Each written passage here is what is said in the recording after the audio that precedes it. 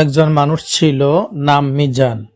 ছোটবেলায় তার পরিবারের অভাবের শেষ ছিল না।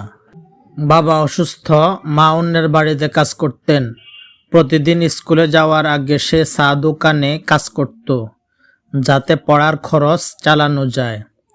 বাচ্চারা তার পুরনো জামা কাপড় দেখে হাসত, কিন্তু সে হাসত না, কারণ সে জানত হাসির চেয়েও বড় কিছু আছে, সেটা হলো স্বপ্ন। একদিন তার বাবা মারা গেলেন। সংসারের ভার পুরোপুরি তার কাঁধে পড়ল। সে পড়াশোনা ছেড়ে কাজ শুরু করল। সকালে চা বিক্রি করত, রাতে দোকানের মেঝেতে ঘুমাতো। তবুও একদিন এক বৃদ্ধ শিক্ষক তার দিকে তাকিয়ে বললেন, তুমি যদি চাও আমি তোমাকে বিনা পয়সায় পড়াবো। কষ্টকে ত্যাগ মনে করো না, ওটাই তোমার শক্তি। এই কথাটা তার জীবন বদলে দিল।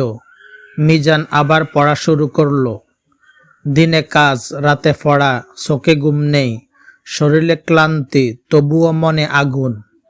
পরীক্ষার দিনগুলোতে অনেক সময় কিছু না খেয়ে বসে থাকতো, কিন্তু তার কলম থামতো না।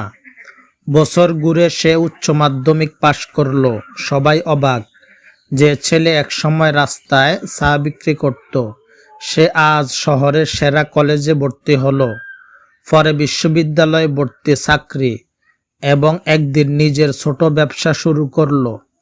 আজ মিজান সফল একজন উদ্যোক্তা, কিন্তু সে প্রতিদিন সকালে মায়ের পুরনো চুলার পাশে বসে দোয়া করে, হে আল্লাহ, কষ্ট আমাকে ভাঙ্গেনি, আমাকে তৈরি করেছে।